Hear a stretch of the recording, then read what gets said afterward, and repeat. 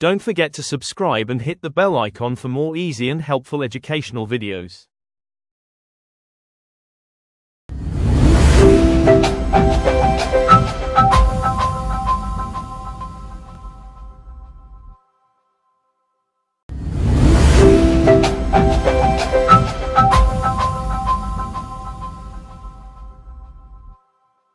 ఈ రోజు మన టాపిక్ ఏమో పేపర్ 4 న్యూ మీడియా యూనిట్ 3 సామాజిక మాధ్యమాలు సోషల్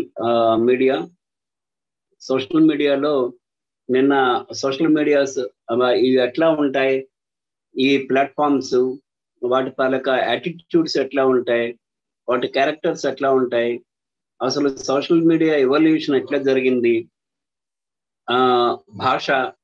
భాషకు పూర్వం మనిషి తన సమాచారాన్ని ఎట్లా చేరవేసేవాడు, అప్పుడు మనిషి జీవనం ఏంటి, తర్వాత రాతి యుగం నుంచి రాగి యుగంలో మనిషి జీవనం ఏంటి, తర్వాత స్వర్ణయుగంలో మనిషి తాలూకా జీవనం ఏంటి, మధ్యలో మంచి యుగంలో మనిషి తాలూకా జీవనం ఏంటి, ఇవన్నీ కూడా కొంచెం డీటెయిల్డ్ గా నిన్న మనం చెప్పుకున్నాం.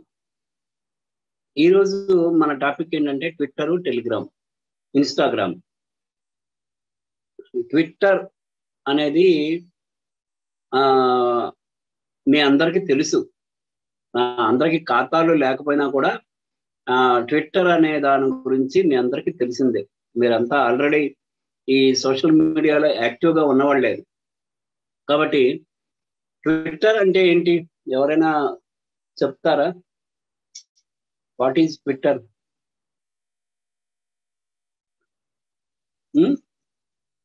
ఎవరైనా స్పందిస్తారా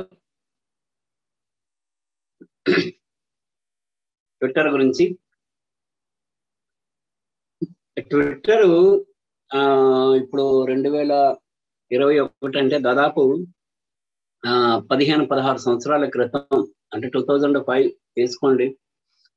2005లో ట్విట్టర్ తాలూకా యాక్టివిటీస్ స్టార్ట్ అయినాయి. అంటే అంతకు ముందు ఒక 3-4 ఏళ్లుగా రీసెర్చ్ వర్క్ జరుగుతుంది. ట్విట్టర్లో మనం గమనిస్తే ఒక పక్షి ఎగురుతున్నట్టుగా ఉంటుందన్నమాట. అంటే మీరు న్యూస్ లో గమనించారో లేదో, పాకిస్తాన్ నుంచి కపోతాలు ఇండియాకు వచ్చాయని, ఆ కపోతాల తాలూకా కాళ్ళకి ఏదో రాసి పెట్టిందని కొన్నిసార్లు, రీసెంట్ గా ఆ కపోతాల కాళ్ళకి డ్రోన్లు ఉన్నాయని గమనించారు. అంటే ఒకప్పుడు అంటే రాగి యుగం నుంచి మంచి యుగంలోకి వచ్చిన తర్వాత, రాగి యుగంలోకి వచ్చిన తర్వాత మనిషి తాలూకా కమ్యూనికేషన్ ఫ్రీక్వెన్సీ పెంచడానికి అప్పట్లో పక్షుల్ని వాడేవారు. అంటే ఒక పక్షి ద్వారా ఒక రాజు ఇంకో రాజుకి సమాచారాన్ని చేరవేయటం, లేదా యుద్ధకాంక్షని చెప్పడం, లేదా ఇతర విషయాలను మాట్లాడుకోవడం జరిగేది.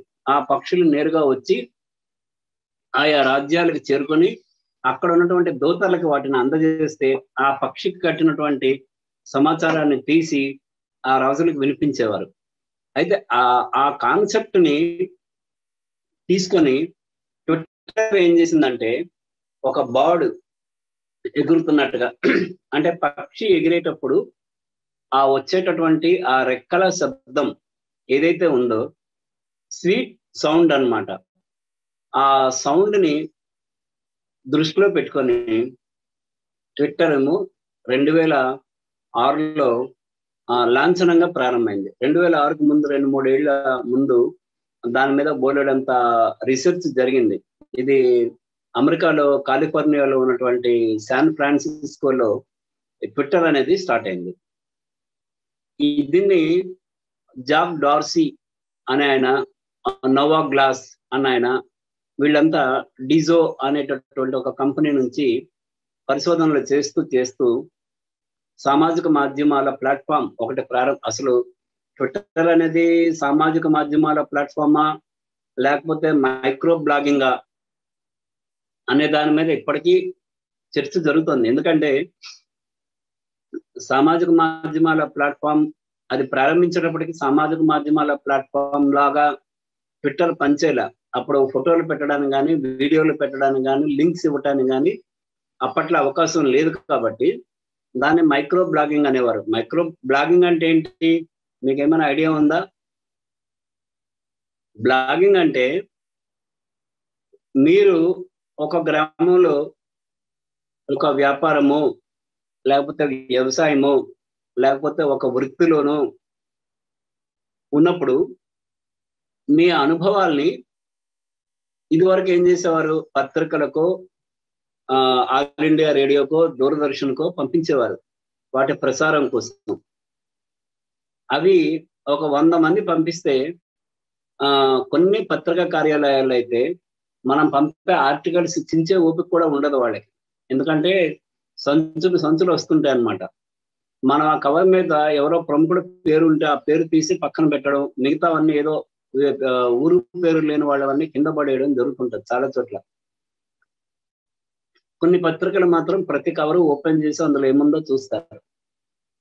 అయితే ఇదివరకు మనం పంపే ఆర్టికల్ రావచ్చు, రాకపోవచ్చు, వస్తుందో రాదో తెలియదు. వేరే పత్రికకి పంపిద్దామంటే ఇంకొకరికి పంపాం, ఇక్కడ హామీ పత్రం పెట్టాం, ఇంకెవరికి పంపలేదు అని. కాబట్టి అది కొన్నాళ్ళు పోయిన తర్వాత చూస్తే రాదు. ఇక్కడ రాలేదు కదా అని ఇంకొకసారి మరో పత్రిక మనం పంపిస్తే అది పబ్లిష్ కాకపోవడం మనకు ఒక రకమైనటువంటి నిరాశ. ఒకప్పుడు ఏంటంటే చేతితో రాసి పంపిస్తే అయిపోయేది. ఇప్పుడేంటి మనం రాసిన దాన్ని డిటిపి చేపించి దాన్ని ఒక మంచి కవర్లో పెట్టి రిజిస్టర్డ్ పోస్ట్ లో పంపి, అంటే డిటిపికి ఒక 100 రూపాయలు, రిజిస్టర్డ్ పోస్ట్ కి ఒక 50 రూపాయలు, ఇంత డబ్బులు ఖర్చు పెట్టి పంపిన తర్వాత ఆ ఆర్టికల్ రాలేదనుకోండి, రాకపోతే ఏమవుతుంది? మనలో నిరాశ వస్తుంది. మనలో కవి లేదా రచయిత ఆగిపోతాడు అనమాట. ఇంకొకటి ఏదైనా ఒక కవిత్వమో మరొక వ్యాసమో రాద్దామంటే కూడా ఏముంది రాసుకొని ఏం చేస్తాం, ఎవరికి పంపినా వేయట్లేదు అనే నిరాశ వస్తుంది. ఆ నిరాశ నుంచి బయటపడే దశ సామాజిక మాధ్యమాలు. సామాజిక మాధ్యమాలు ఏం చేసినాయి? మీరు ఒక బ్లాగ్ పెట్టుకున్నారు అనుకోండి, ఆ బ్లాగ్ లో ఒక అంశం, ఏదో ఒక అంశాన్ని మీరు తీసుకొని, ఒక వ్యవసాయం చేసే వ్యక్తి అనుకోండి, తను చేసే వ్యవసాయంలో ఎదురయ్యే ఇబ్బందులు, సాధక బాధకాలు, విత్తనాలు అంటే ఏంటి, విత్తనాల్లో క్వాలిటీ అంటే ఏంటి, ఎరువులు అంటే ఏంటి, నేల రకాలు ఎలా ఉంటాయి, ఏ నేలలో ఎటువంటి పంటలు పండుతాయి, మిక్స్డ్ క్రాప్ అంటే 2-3 పంటలు కలిపి పండించడం ఎలా, ఒకే పంటను పండించడం ఎలా, నీటి సదుపాయం ఉంటే 3-4 పంటలు పండించడం ఎలా, ఇట్లా తన అనుభవాల్ని మనం ఒక బ్లాగ్ పెట్టుకొని రాసామనుకోండి, మీ నైపుణ్యాలని అంగీకరించడానికి ప్రపంచం ఎప్పుడు ఎదురు చూస్తుంటుంది. అంటే మీరు ఒక అంశం మీద సీరియస్ గా దీని తాలూకా అనుభవాలు ఇవి, పర్సనల్ గా నేను ఫీల్డ్ మీద తిరిగి నేను నేర్చుకునేది ఇది అనేది మీరు రాస్తే, ఆ రాసినటువంటి మీరు బ్లాగ్ లో రాసుకుంటే దాన్ని చదవటానికి ప్రపంచం ఎప్పుడు సిద్ధంగా ఉంటుంది. ఎందుకంటే ఒకప్పుడు ఫిక్షన్ అంటే ఒక అనుభూతి, ఒక అడవిలోకి పోతే అక్కడ పక్షుల కిలకిల రావాలు ఎలా ఉంటాయి, జంతువుల బిహేవియర్ ఎట్లా ఉంటుంది, లేకపోతే అడవిలో ఒక కథ ఊహించుకొని మనం రాసేవాళ్ళం, అది ఊహ. కానీ ఇప్పుడు ప్రజలు ఊహల కంటే వాస్తవాలకు దగ్గరగా ఉంటున్నారు. మీరు నిజంగానే ఒక అడవిలోకి వెళ్ళి ఒక బ్లాగ్ చేశారనుకోండి, అక్కడే మీరు ఒక మైక్రోఫోన్ పెట్టి అక్కడ ఉన్నటువంటి పక్షుల కిలకిల రావాలని రికార్డ్ చేశారనుకోండి, అక్కడ జంతువుల కదలికల్ని వీడియో చేశారనుకోండి, ఆ జంతువులతో పాటు మీరు కూడా నడిచారనుకోండి, ఆ వీడియో వెంటనే వైరల్ అవుతుంది. ఎందుకంటే ఊహల కాలం గడిచిపోయింది, వాస్తవిక కాలానికి మనం వచ్చాం. మనం ఇక్కడ ఒక విషయాన్ని మీరు అంటే మన ట్విట్టర్లో నుంచి మనం షిఫ్ట్ అయ్యామని కాదు, బట్ ఏంటంటే కమ్యూనికేషన్ సిద్ధాంతాన్ని మనం మైండ్లో పెట్టుకోవాలి. ఏ ప్రక్రియ జరిగినా ఇప్పుడు ప్రపంచంలో, అది కంప్యూటర్ ద్వారా కానివ్వండి, సెల్ ఫోన్ ద్వారా కానివ్వండి, క్లాస్ రూమ్ టీచింగ్ కానివ్వండి, లేకపోతే సోషల్ మీడియా కానివ్వండి, ఏ ప్రక్రియ అయినా భావ ప్రసారం అనేది ఒక మీ సమాచారాన్ని చేరవేసే ప్రక్రియ ఏదైనప్పటికీ, టెలిఫోన్ కానివ్వండి, ఏదైనా కూడా, ఇవన్నీ కూడా కమ్యూనికేషన్ సిద్ధాంతాల ఆధారంగా జరుగుతాయి. అందులో ఇప్పుడున్నటువంటి సోషల్ మీడియా ఏ ప్రక్రియలో జరుగుతుంది? మల్టీఫ్లో థియరీ మీద ఆధారపడి జరుగుతుంది. కమ్యూనికేషన్ సిద్ధాంతాల్లో మొట్టమొదటిది ఏంటి? Hypodermic theory. అంటే దాన్నే మనం బుల్లెట్ థియరీ అని అంటున్నాం. బుల్లెట్ థియరీ అంటే ఏంటంటే, ఒక వ్యక్తి మన హాస్పిటల్కి వెళ్ళినప్పుడు, మన రీసెంట్ గా కరోనా టైంలో ప్రతి ఒక్కరూ ఆసుపత్రికి వెళ్ళి టీకాలు వేయించుకోవాల్సిన తప్పనిసరి పరిస్థితి వచ్చింది. కాబట్టి ప్రతి ఒక్కరూ ఆసుపత్రికి వెళ్ళి టీకాలు వేయించుకున్నాం. ఆ టీకా వేసినప్పుడు అంతవరకు ఎంత కండబలం ఉన్నా, ఎంత గొప్పవాళ్ళైనా, ఎంత ఉన్నత స్థానంలో ఉన్నా వాళ్ళకి ఇంజెక్షన్ ఇవ్వగానే అమ్మా అంటాం, లేదా అంటే ఇస్ అనేదో ఒక శబ్దం చేస్తాం, అంటే భయపడతాం, లేదా నొప్పికి బాధపడతాం.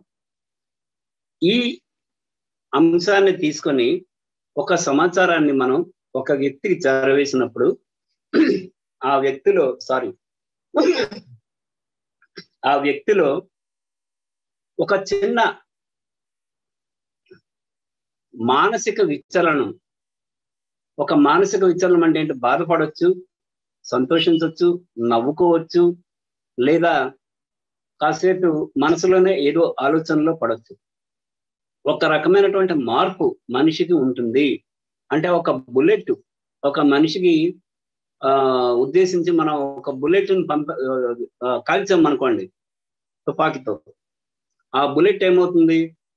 అవతల వ్యక్తికి తగిలి ఆయన ఖచ్చితంగా గాయపరుస్తుంది.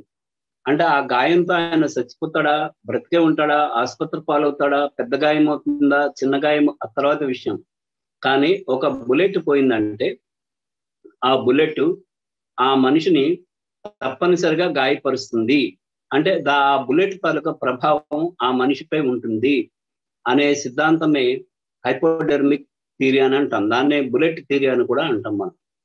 ఈ థియరీ వల్ల మనకి ఏమర్థమవుతుందంటే, ఒక కమ్యూనికేషన్, ఒక సమాచారాన్ని ఒక వ్యక్తికి పంపినప్పుడు ఆ వ్యక్తిలో ఏదో ఒక రకమైనటువంటి తన స్వభావంలో మార్పు వస్తుంది. ఆ సమాచారం తాలూకా ఇంపాక్ట్ ఆయన మీద ఉంటుంది అనేది ఆ సిద్ధాంతం. ఈ సిద్ధాంతం ఆధారంగానే కమ్యూనికేషన్ వ్యవస్థని విస్తరించడం అనేది జరుగుతుంది. అయితే ఇప్పుడు మీరు మీ అభిప్రాయాల్ని బ్లాగ్ లో రాసినప్పుడు ఏమవుతుంది? అది ఒక వ్యక్తి చదువుతాడు. ఆ వ్యక్తి చదివినప్పుడు ఎవరు చదువుతారు? అది కేటగరైజేషన్ థియరీ అని ఉంటుంది. కేటగరైజేషన్ థియరీ అంటే ఏంటి? మీరు ఒక భగవద్గీతను పట్టుకుపోయి ఎక్కడ అమ్ముతారు? గుడిలో అమ్ముతారు, మసీదులో అమ్మరు కదా, లేకపోతే ఒక చర్చిలో అమ్మరు కదా. ఒక యేసు గురించి ఒక చర్చిలో అమ్ముతారు, లేదంటే ఒక అల్లా గురించి ఒక మసీద్ దగ్గరకు వచ్చి అమ్ముతారు. ఒక హిందూ ఒక గ్రంథానికి సంబంధించి దేవాలయాల దగ్గరకు వచ్చి అమ్ముతారు. ఒక బౌద్ధ మతం బుద్ధుడు తాలూకా అంశాలకు సంబంధించి బౌద్ధ మత ఆరామాల దగ్గరికి వెళ్ళి అమ్ముతారు.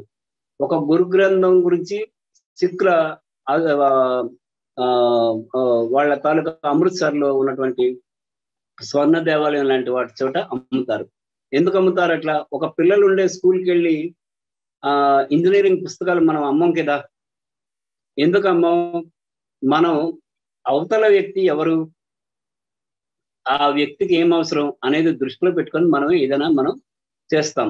ఒక చిన్నపిల్లల పాట మీకు నేను ఒక అంశాన్ని హై స్పీడ్ లో చాలా వేగంగా ఒక వ్యాసాన్ని చదివినట్టుగా నేను మీకు చదివేసి వినిపించి 1 గంట పాటు అయిపోయిందని చెప్పొచ్చు. నేను చాలా స్లోగా చెప్తున్నా. స్లోగా అంటే ఒక ఎల్కేజీ యూకేజీ పిల్లలకు చెప్తున్నట్టుగా చెప్తున్నా. సబ్జెక్టును కూడా మీ సర్టిఫికేట్ లెవెల్కి తీసుకొచ్చి చెప్తున్నా. ఎందుకు అంటే ఇది మీకు స్లోగా అనిపించవచ్చు, కానీ నా దృష్టిలో మీరు నేర్చుకోవాలనే తపనతో నేను చేస్తున్నటువంటి ప్రయత్నం ఇది. అట్లాగే మనం అవతల వ్యక్తిని దృష్టిలో పెట్టుకొని మన తాలూకా ప్లాన్ అంటే ప్రణాళిక అనేది ఉంటుంది. ఇప్పుడు మీరు ఒక వ్యాసం రాశారంటే వ్యవసాయం మీద, అది మొట్టమొదట ఎవరిని ఆకర్షిస్తుంది?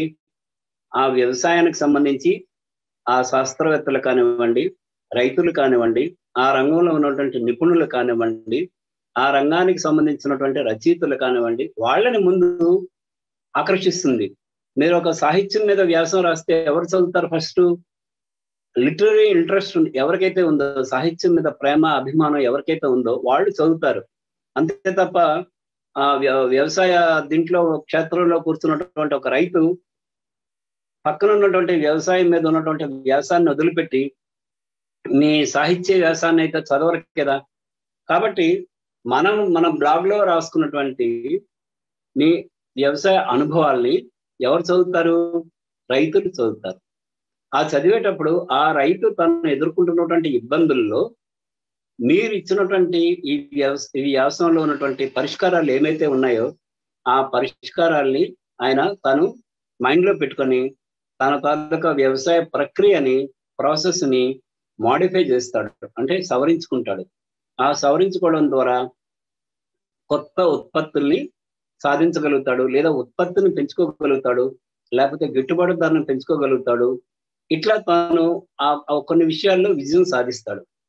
కాబట్టి మీరు రాసేటటువంటి ఒక రియాలిటీ ఏదైతే ఉందో, వాస్తవికత, వాస్తవ గాథ ఏదైతే ఉందో ఆ వాస్తవ గాథని చదవటానికి అక్కడ ఆసక్తి చూపిస్తారు. అట్లా మనం ఒక ఇంజనీరింగ్ సంబంధించి రాస్తాను, లిటరీకి సంబంధించి రాస్తాను, జర్నలిజంకి సంబంధించి రాస్తాను, కమ్యూనికేషన్ మీద రాస్తాను, ఒక ఎస్ట్రాలజీ మీద రాస్తాను, లేకపోతే ఒక డివోషనల్ ఇంపాక్ట్ మీద మనం ఏదైనా ఆర్టికల్స్ రాస్తాను, లేకపోతే ఒక టూర్స్, పిల్గ్రిమ్ ప్లేసెస్, లేకపోతే టూరిస్ట్ స్పాట్స్, లేదా బీచెస్, ఇట్లా మీరు ఏదైనా రాస్తే అవి అవతల వ్యక్తికి చేరుతాయి. చేరి వాళ్ళు వాటిని చదువుతారు. ఇప్పుడు ఏమైంది, ఒకప్పుడు మీరు వ్యాసం పంపిస్తే వేస్తారా లేదా అనే డౌట్ ఉండేది. ఇప్పుడు మీరు ఏం చేయగలుగుతున్నారు? మీరు రాసిన వ్యాసాన్ని మీరే బ్లాగ్ లో పెట్టుకోగలుగుతున్నారు. ఇంకా వీలైతే ఆ వ్యాసానికి ఒక ఫోటో, మీరు ఒక శ్రీకూర్మంలో ఉన్నారు, ఆ దేవాలయం తాలూకా ఫోటో తీసి ఆ దేవాలయం తాలూకా ఖ్యాతిని మీరు వివరిస్తూ మీ బ్లాగ్ లో రాయొచ్చు. ఇంకా మీకు కుదిరితే ఒక వీడియో తీసి, ఒక ఫోటో, ఒక వీడియో, మీ ఆర్టికల్ కలిపి మీరు బ్లాగ్ లో పెట్టచ్చు. ఆ బ్లాగ్ లో ఉన్నటువంటి దాన్ని దేశ విదేశాల్లో ప్రపంచవ్యాప్తంగా ఉన్న వాళ్ళు చదివి అవసరమైతే దాన్ని లాంగ్వేజ్ ట్రాన్స్లేటర్ కింద మనం పెట్టుకుంటే ఎవరికి అవసరమైన భాషలో వాళ్ళు దాన్ని మనం తెలుగులో రాసినప్పటికీ కూడా వాళ్ళు చదువుకునే అవకాశం ఉంటుంది. చదువుకొని ఇటువంటి దేవాలయం ఒకటి ఫలానా చోట ఉంది అని అర్థం చేసుకొని వాళ్ళు ఏం చేస్తారంటే ఆ దేవాలయాల్ని సందర్శించడానికి ప్రయత్నం చేస్తారు. లేదా మిమ్మల్ని కాంటాక్ట్ చేసి ఈ దేవాలయం గురించి మరిన్ని వివరాలు తెలుసుకోవటానికి, లేదా వేరే భాషలో భారతదేశంలో ఇటువంటి దేవాలయం ఒకటి ఉంది అని చెప్పటానికి ప్రయత్నం చేస్తారు. అలాగనే వేరు వేరు సంఘటనలకు సంబంధించి మీరు రాశారంటే ఆ సంఘటనల మీద ఆసక్తి ఉన్న వాళ్ళు మిమ్మల్ని సంప్రదించడానికి వీలవుతుంది. ఇలా బ్లాగింగ్ లో మనం చేసేటప్పుడు ఏమైందంటే మీరు ఒక 600 పదాలు 800 పదాల వరకు మీరు రాసుకునేందుకు వీలుంది. అంతకంటే ఎక్కువైతే మళ్ళీ విసుగు వస్తుంది అనమాట చదవటానికి. ఒక 15 పేజీలు, 20 పేజీలు, 30 పేజీలు కథ ఉందనుకోండి, ఎవరు చదువుతారు? ఒక 2 పేజీలు 3 పేజీలు కథ అంటే వెంటనే చదువుతారు. ఇట్లా ఉన్న దశలో ట్విట్టర్ ఏం చేసిందంటే ఇంతింత వ్యాసాలని మనం చదువుకునేందుకు అవకాశం ఉండదు కాబట్టి మనం చెప్పదలుచుకున్నటువంటి విషయాన్ని క్లుప్తంగా 140 పదాల్లో, ఇప్పుడు 280 పదాల్లో అక్షరాల్లో మనం అవకాశం ఇస్తే దాన్ని వాళ్ళు వెంటనే పోస్ట్ చేశారంటే క్విక్ గా ఆ రెస్పాన్స్ కి దానికి రెస్పాన్స్ చాలా బాగుంటుంది అని భావించి ట్విట్టర్ ని ప్రవేశపెట్టడం జరిగింది. అంటే ట్విట్టర్ లో మనం ఏం చేయొచ్చు, మన కుటుంబ సభ్యులతో, స్నేహితులతో, తెలిసిన వాళ్ళతోటే కాకుండా తెలియని వాళ్ళతో కూడా ఇక్కడ ఉన్నటువంటి సమాచారాన్ని మనం షేర్ చేసుకునే అవకాశం ఉంది. ఎట్లా? ఇప్పుడు ప్రపంచం అంతా కూడా కరోనా టైంలో లాక్డౌన్ అయింది. హైదరాబాద్ లో ల్యాండ్ అయితే దిగితే, ఒక విమానం దిగితే క్వారంటైన్కి వెళ్ళాలా, వెళ్ళక్కర్లేదా? వెళ్తే క్వారంటైన్ ఎక్కడుంది, ఎన్ని రోజులు ఉండాలి, హైదరాబాద్ లో ఏ బ్లాక్స్ లో రోడ్లు నిలిపివేశారు, ఏ ఏరియాల్లో రోడ్లు నిలిపివేశారు, ఏ జిల్లాల్లో రోడ్లు ఓపెన్ అయి ఉన్నాయి అంటే మనం ప్రయాణం చేయటానికి. ఒకవేళ ఎయిర్పోర్ట్ లో దిగితే మనం వెళ్ళే డెస్టినేషన్ కి నేను ఫర్ ఎగ్జాంపుల్ ఎయిర్పోర్ట్ టు నేను ఎల్బీ నగర్ పోవాలనుకుందాం, లేదు విజయవాడ తీసుకుంటే గన్నవరం నుంచి గుంటూరు పోవాలనుకుంటున్నా, గన్నవరం విమానాశ్రయంలో దిగి గుంటూరు పోవాలనుకుంటే విజయవాడలో లాక్డౌన్ ఉందనుకోండి, నేను విమానం దిగేటప్పటికి 12 గంటలు అయితే రాత్రి, విజయవాడలో 10 గంటల నుంచే లాక్డౌన్ ఉంటే నేను గుంటూరు చేరుకోగలనా? చేరుకోవాలనుకుంటే ఏ రూట్లో చేరుకోవాలి? లేదా వైజాగ్ ఎయిర్పోర్ట్లోనో తిరుపతి ఎయిర్పోర్ట్లోనో దిగితే నేను శ్రీకాళహస్తి పోవాలి, తిరుపతి ఎయిర్పోర్ట్లో దిగి అక్కడి నుంచి నేను వెళ్ళాలంటే నాకు ప్రయాణ వసతి ఉందా లేదా? లేదా వైజాగ్ ఎయిర్పోర్ట్లో దిగి అక్కడి నుంచి నేను ఇచ్చాపురము, శ్రీకాకుళము, మరొక ఊరు వెళ్ళాలి, బుబ్బులు, పార్వతీపురము వెళ్ళాలనుకుంటే అక్కడి నుంచి నేను ప్రయాణం చేయగలనా? లేదా మద్రాసు నుంచి దిగానంటే ఎట్లా? ఈ వివరాలు ట్విట్టర్లో మనం ఇప్పుడు మీరు యాక్టివ్ జర్నలిస్టులు, మీరంతా కూడా ఇంతకు ముందు జర్నలిస్టులు కాకపోయినా ఈ ప్రోగ్రాంలో చేరారు కాబట్టి మీరంతా జర్నలిస్టులుగానే భావించవచ్చు. మీరు ఈవేళ ప్రభుత్వం అధికారికంగా ఉదయం 8 గంటల నుంచి 10 గంటల వరకు రిలాక్సేషన్ ఇచ్చి, ఉదయం 10 గంటల నుంచి మరుసటి రోజు ఉదయం 8 గంటల వరకు లాక్డౌన్ అనౌన్స్ చేసింది అనుకుందాం. ఆ సమాచారాన్ని మీరు ట్విట్టర్లో పెట్టారు. ఏమని? ఈ lockdown relaxation time 8 to 10 o'clock morning, after that 10 AM to next day morning 8 AM lockdown will continue, announced by Andhra Pradesh chief secretary అని పెట్టారనుకోండి.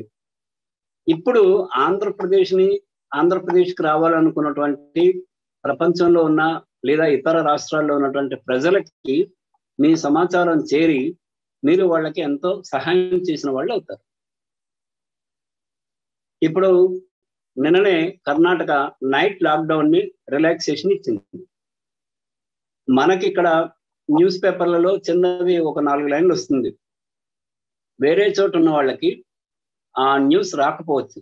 ఎందుకంటే ఇప్పుడు న్యూస్ ఏమైంది? కృష్ణా జిల్లా వార్తల్ని అతి ముఖ్యమైనవి అయితే తప్పిస్తే, మెయిన్ పేజీలో వచ్చినవి తప్పిస్తే, తూర్పుగోదావరిలోనో పశ్చిమ గోదావరిలో ఉన్నటువంటి పాఠకులు చదివే అవకాశం లేదు. మెయిన్ పేజీలో వస్తే తప్ప జిల్లా పేజీలో వచ్చిన వార్తలు వేరే జిల్లాల్లో చదివేందుకు అవకాశం ఉండట్లేదు ఇప్పుడు. మరి అలాంటిది ఒరిస్సాలో ఉంటారు, భువనేశ్వర్లో, ఆయనకి సమాచారం కావాలి, అప్పుడే బయలుదేరాడు. సడన్ గా సంథింగ్ హ్యాపెన్స్, వైజాగ్ లోనో లేకపోతే మరొక ఊర్లోనో ఏదో జరుగుతుంది. మన సడన్ గా బెంగళూరులో ఒక సినీ నటుడు చనిపోయినప్పుడు బెంగళూరు సిటీలో సగభాగాన్ని రెగ్యులేట్ చేశారు. అంటే ఆ దారుల్లో ప్రయాణించడానికి అవకాశం లేదు. అది అనూహ్యమైనటువంటి సంఘటన, మనకు తెలియదు. మనం ప్లాన్ చేసుకుంటాం, ఉదయాన్నే బెంగళూరులో 8 o'clock మనం దిగుతాం. దిగిన తర్వాత మనం ప్రయాణం చేయాలనుకున్నటువంటి ఆ రహదారుల్లో పోలీసులేమో బారికేడ్లు పెట్టి కంట్రోల్ చేశారనుకోండి, మనకి ఊరు కొత్త, మనం ఎట్లా పోవాలి? మన మొత్తం మన టూర్ అంతా కూడా అప్సెట్ అయ్యే ప్రమాదం ఉంటుంది. కాబట్టి ట్విట్టర్ ఉద్దేశం ఏంటంటే మైక్రో బ్లాగింగ్, అంటే ఒక చిన్న విషయాన్ని నేరుగా చాలా స్పష్టంగా మనం చెప్పుకోవడానికి వీలుగా 2006 మార్చి 21వ తేదీన ట్విట్టర్ అనేది మొదలైంది. తర్వాత కాలంలో వాళ్ళు ఏం చేశారంటే, ఫౌండర్స్ ఎవరు? మనం ఇందాక చెప్పుకున్నాం, డార్సీ ఒక ఆయన, నోవా అనేది కూడా nova.com అని తర్వాత వచ్చింది. తర్వాత దాని గురించి మనం వేరే సందర్భంలో మాట్లాడుకుందాం. నోవాను జాక్ డార్సీ ఇద్దరు కూడా డెవలప్ చేశారు. తర్వాత వీళ్ళు ఏం చేశారంటే, ట్విట్టర్ కి ముందు, ఇప్పుడు మనకి ట్విట్టర్ స్పెల్లింగ్ ఏంటి? TWITTER, అది ట్విట్టర్ స్పెల్లింగ్. కానీ ఈ ట్విట్టర్ స్టార్ట్ చేసినప్పుడు ఈ ట్విట్టర్ స్పెల్లింగ్ లో ఐ గాని ఈ గాని లేదు. అప్పుడు ఏముండేదంటే TWTTR అని ఉండేది, అంటే ట్విర్ అని పిలిచేవారు. అయితే ఈ ట్విర్ ఉన్నప్పుడు పేరున్నప్పుడు ఈ జాక్ డార్సీ, నోవా గ్లాస్ వీళ్ళిద్దరూ కలిసి మరో ఇద్దరితో దీన్ని బిజినెస్ పరంగా మనం ప్రమోట్ చేయాలి దీన్ని అనుకొని వాళ్ళు ఎవరిని కలిశారు? బిజు స్టోన్ నిన్ను, తర్వాత ఇవన్ విలియమ్స్ ని కలిశారు. ఈ బిజుస్టోన్ లో ఐని, తర్వాత ఇవన్ విలియమ్స్ లో ఈని తీసుకున్నారనమాట. వాళ్ళిద్దరు పేర్లని తీసుకొని TWI, ఐ అంటే అక్కడ బిజుస్టోన్, తర్వాత TTER, ఈలో ఎవరు ఈ అంటే ఇవన్ విలియమ్స్. వీళ్ళిద్దరిని తీసుకొని ట్విట్టర్ స్పెల్లింగ్ ని మార్చి ట్విట్టర్ ని 2006లో ప్రమోట్ చేశారు. ఇక్కడ ట్విట్టర్ లో మనం ఏం చేయొచ్చు, ఇనీషియల్ గా అంటే 15 ఏళ్ల క్రితం ట్విట్టర్ లో 140 అక్షరాలు మాత్రమే రాసేందుకు వీలుండేది. ఇప్పుడు 280 అక్షరాలు రాసేందుకు కూడా అవకాశం ఉంది. ఒకటి. రెండోది, మనం ఏదైనా లింక్ షేర్ చేయొచ్చు. మూడోది, ఏదైనా లింక్ ని మనం రీట్వీట్ చేయొచ్చు. అంటే ఎవరో పంపిన దాన్ని మనం ఒక ఆంధ్రప్రదేశ్ లో ఒక సంక్షేమ పథకాన్ని అమలు చేస్తున్నట్టుగా ముఖ్యమంత్రి కార్యాలయమో లేకపోతే ఒక మంత్రి కార్యాలయమో ప్రకటించింది అనుకోండి. ఆ సంక్షేమ పథకం మనకు నచ్చితే దాన్ని మనం రీట్వీట్ చేయొచ్చు. లేదు, దాన్ని మనం నచ్చకపోతే ఈ పథకం నాకు నచ్చలేదని కూడా మనం మెన్షన్ చేయొచ్చు. మనకి నచ్చితే లైక్ అని కూడా కొట్టచ్చు. లేదు, దీన్ని మిగతా స్నేహితులతో పంచుకోవాలనుకుంటే మనం దాన్ని రీట్వీట్ చేయొచ్చు.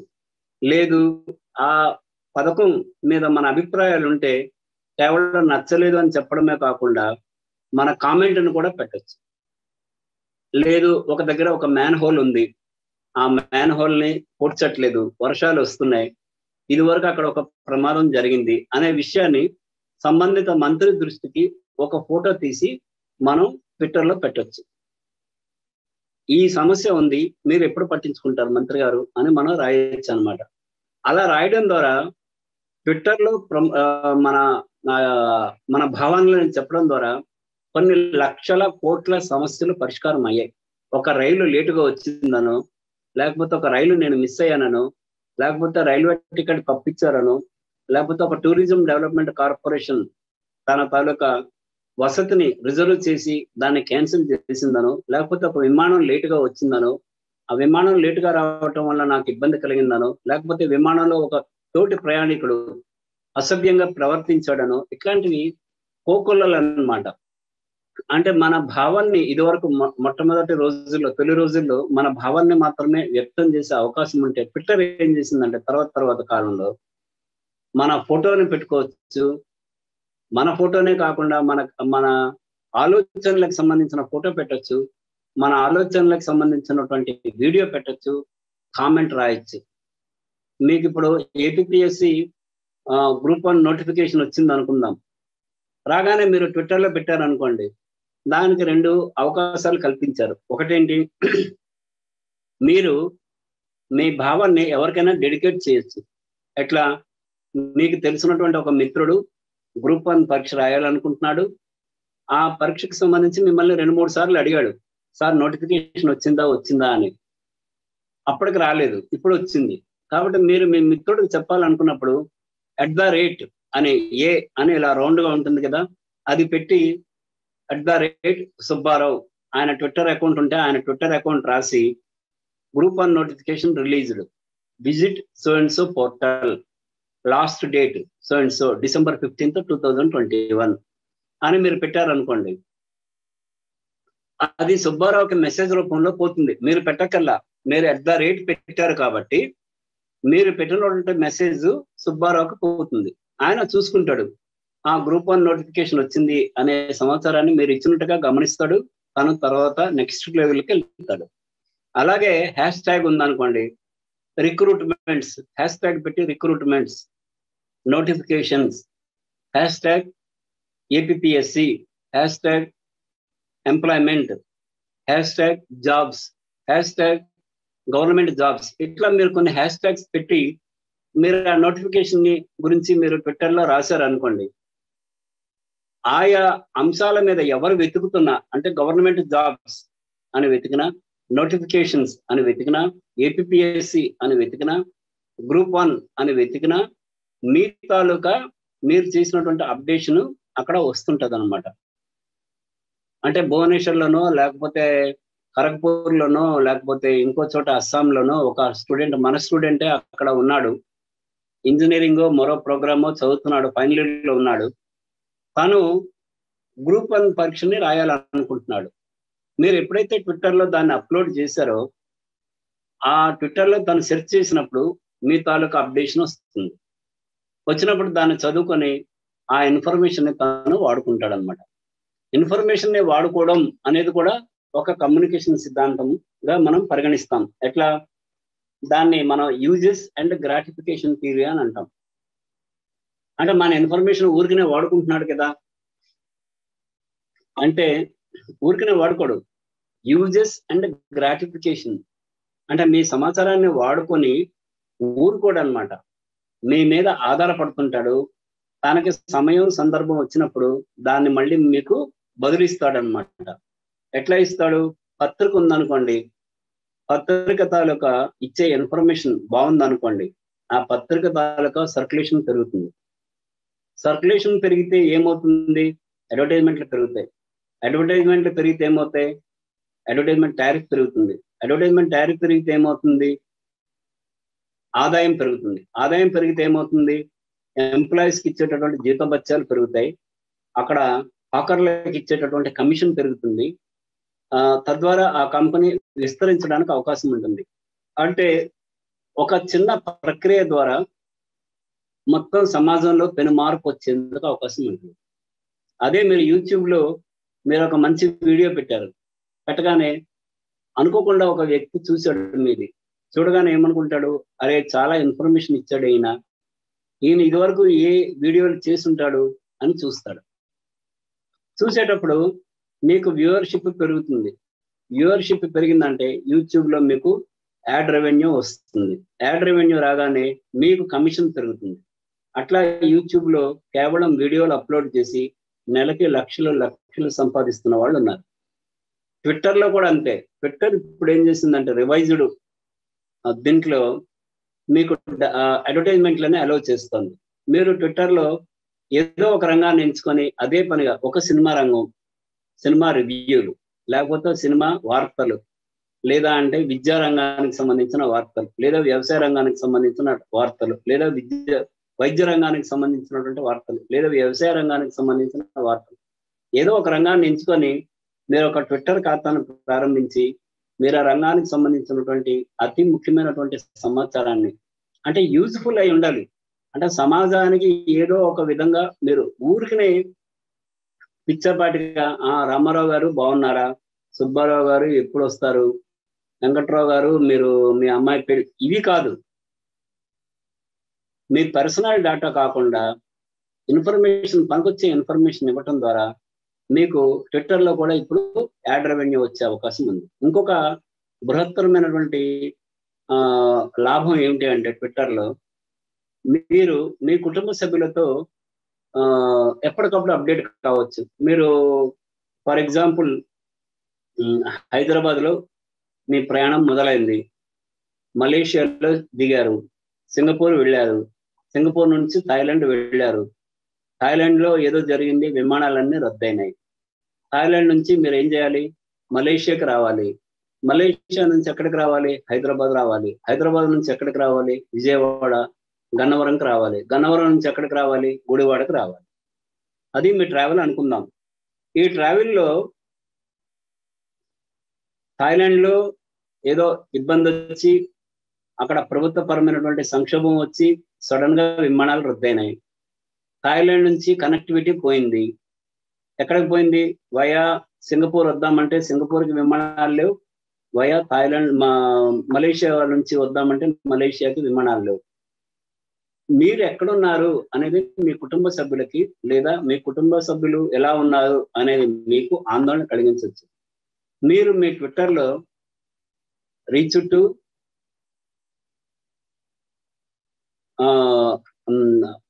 Gudivada to Gannavaram, reach to Gannavaram, Gannavaram to Hyderabad, Hyderabad to Malaysia, Malaysia to Singapore, Singapore to Thailand, now I'm at Thailand అని ఒక సమాచారాన్ని పెట్టారు అనుకోండి, ఆ కుటుంబ సభ్యులకి చాలా రిలీఫ్ ఉంటుంది. అంటే మీ ప్రయాణం ఇదంతా కంప్లీట్ అయింది. ఒక సర్క్యులర్, మీరు థాయిలాండ్ లో ఉన్నారు కాబట్టి థాయిలాండ్ లో పరిస్థితిని కూడా మీరు వివరించవచ్చు. ఇది పరిస్థితి, నేను ఈ రోజు బయలుదేరాలి కానీ నా టికెట్లు క్యాన్సిల్ అయినాయి, రేపు బయలుదేరుతా అంటే మీ క్షేమ సమాచారం మీకు వెంటనే వీళ్ళకి అందుతుంది. అది ఎట్లా? ప్రతి క్షణం కూడా మీరు అప్డేట్ చేయొచ్చు. ఒక కరోనా టైంలో ఒక మేజర్ జనరల్ ఆ ర్యాంక్ లెవెల్ ఒక ఆఫీసర్ వాళ్ళ ఫ్యామిలీ మెంబర్స్ ని హైదరాబాద్ లో విడిచిపెట్టి వెళ్ళారు. ఒక ఎస్కార్ట్ ఒక అమ్మాయిని పెట్టారు అక్కడ వాళ్ళ ఫ్యామిలీ మెంబర్స్ కి సపోర్ట్ గా. అంటే మనం పని మనిషి అంటాం కదా, అలాగా సహాయం చేసేదానికి, వంట వండడానికి, వాళ్ళకి ఏదైనా తీసుకురావడానికి అక్కడ పెట్టారు. ఆయన వేరే వార్ లొకేషన్ లో, బార్డర్ లొకేషన్ లో ఆయన పనిచేస్తున్నాడు. ఆయన ట్విట్టర్ లో ఒక మెసేజ్ పెట్టాడు. ఏమని? ఇట్లా మేము ఫ్యామిలీ మెంబర్స్ ని నేను హైదరాబాద్ లో పలానా చోట విడిచిపెట్టాను. నా భార్య, నా తల్లి మాత్రమే అక్కడ ఉన్నారు. తల్లికి బాగలేదు, బయటకు తీసుకెళ్లాలంటే కరోనా కారణంగా మొత్తం లాక్డౌన్ ఉంది. ఆమె టెన్షన్ లో ఉంది. హైదరాబాద్ లో ఉన్నటువంటి ఎవరైనా ఒకరు స్పందించి ఆమెకి అవసరమైనటువంటి సహాయం అందించగలరా అని ట్విట్టర్ లో పెట్టాడు. పెట్టగానే ఒక ఎన్జిఓని నడుపుతున్నటువంటి ఒక మహిళ దానికి స్పందించి ఆ ఇంటికి వెళ్ళి కారులో, తనకి కారు మిగతా సదుపాయాలు ఉన్నాయి, తనకు తెలిసిన ఆసుపత్రికి ఆమెని తల్లిని తీసుకెళ్లి ఆ ట్రీట్మెంట్ చేపించి మళ్ళీ తీసుకెళ్లి ఆమె ఉన్నటువంటి ఇంట్లో ఆమెను వదిలిపెట్టి ఆమెకు అవసరమైనటువంటి టాబ్లెట్స్, మిగతా మందులు సౌకర్యం కల్పించి ఆమె వచ్చి ఆ విషయాన్ని ట్విట్టర్ లో మళ్ళీ ఆయనకి షేర్ చేసింది ఆ ఫోటోలతో సహా. ఆయన మన బోర్డర్ లో ఉన్నాడు ఒక టెన్షన్ లో. ఆయన ఆలోచనలన్నీ ఇక్కడే ఉన్నాయనుకోండి, అక్కడ బోర్డర్ లో ఆయన ఏం పని చేయగలుగుతాడు? మనకి ఆయన ఏం సహాయం చేయగలుగుతాడు భారతదేశానికి? ఎప్పుడైతే ఇట్లా స్పందించారో వెంటనే ఆయన హ్యాపీగా ఫీల్ అయ్యి, నేను మళ్ళీ కొన్నాళ్ళు పోయిన తర్వాత నేను వస్తానండి, నేను వచ్చి మిమ్మల్ని కలుస్తాను, మీకు ధన్యవాదాలు చెప్తానని చెప్పేసి ట్విట్టర్ వేదికగా తన అభిప్రాయాన్ని షేర్ చేసుకోవటం జరిగింది. ఇట్లాంటి సంఘటనలు మనం ట్విట్టర్ ఫాలో అవుతుంటే మనకు తెలుస్తుంది. చాలా సంఘటనలు అన్నమాట. మీరు ఈరోజు హైదరాబాద్ లో భారీ వర్షం లేదా విజయవాడలో భారీ వర్షం, మీరు రోడ్ల మీదకి రాకండి. అవసరం ఉంటే తప్ప, అనివార్యమైతే తప్ప రోడ్ల మీదకి రాకండి. లేకపోతే 2-3 రోజుల పాటు భారీ వర్షాలు ఉంటాయి అని. ఇప్పుడు ఎట్లా అయిందంటే మన ఫ్యామిలీస్ అన్ని కూడా మైక్రో ఫ్యామిలీస్ అయినాయి. మైక్రో ఫ్యామిలీస్ అంటే ఏంటి?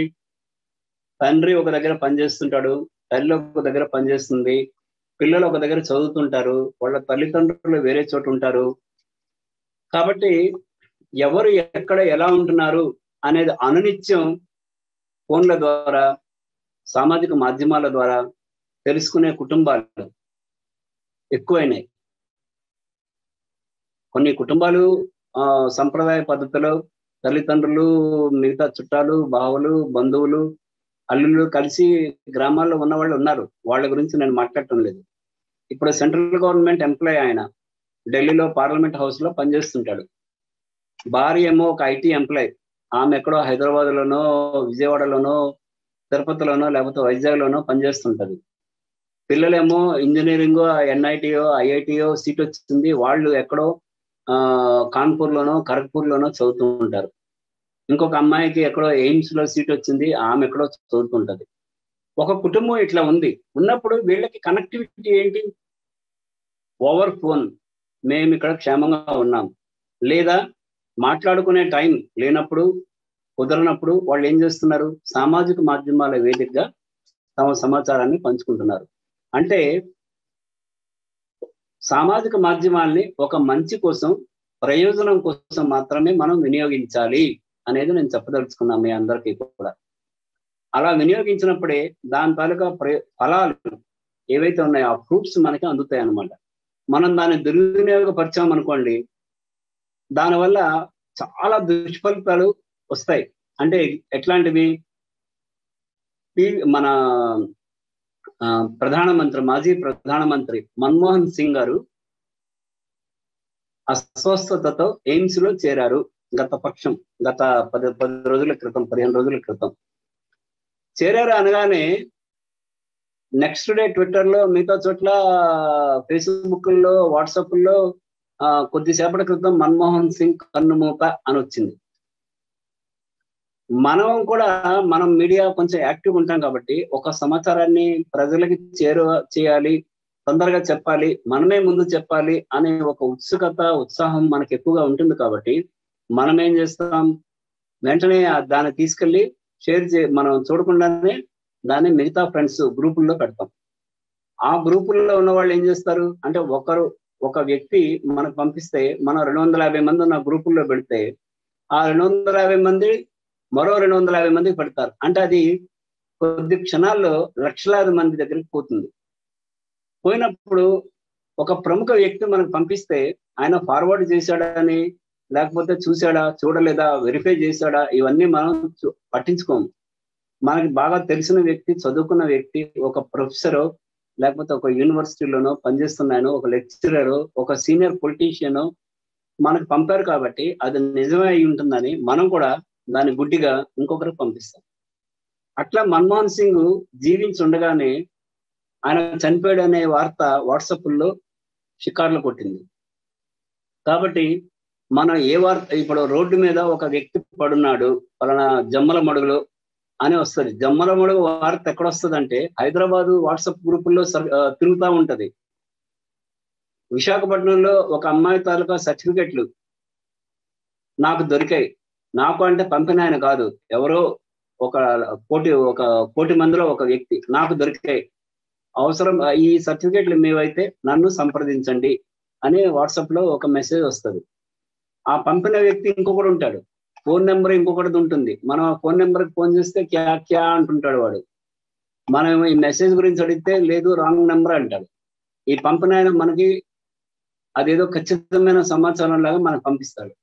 నేను కొన్ని వాట్సాప్ గ్రూపుల్లో వీటిలో నేను చూసింది ఏంటంటే 15 ఏళ్ళు, 10 ఏళ్ళు, 20 ఏళ్ల క్రితం జరిగినవి కూడా వచ్చినాయి. కేరళలో వరదలు వచ్చినప్పుడు ఫోటోలు చూస్తే ఆ ఫోటోలు ఎప్పడం అంటే కేదార్నాథ్, బద్రీనాథ్లో వచ్చినటువంటి వరదల తాలూకా, ఉత్తరాఖండ్ లో వచ్చినటువంటి వరదల తాలూకా ఫోటోలు తీసుకొచ్చి కేరళలో ఫోటోలు అని మనకి వాట్సాప్ గ్రూపుల్లో షికార్లు కొట్టినాయి.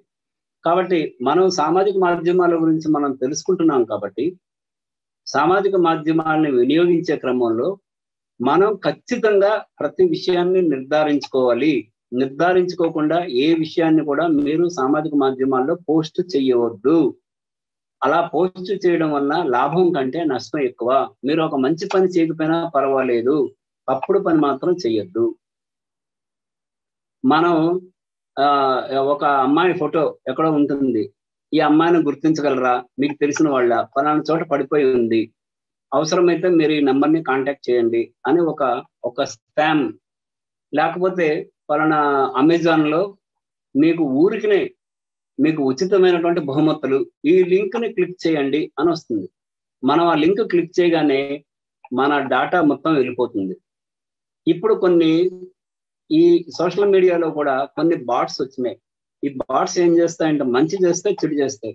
మీరు ఫర్ ఎగ్జాంపుల్, నేను ఒక వాట్సాప్ గ్రూప్ ను ప్రారంభించాను. మీ ఇంట్రెస్ట్ ఏంటి?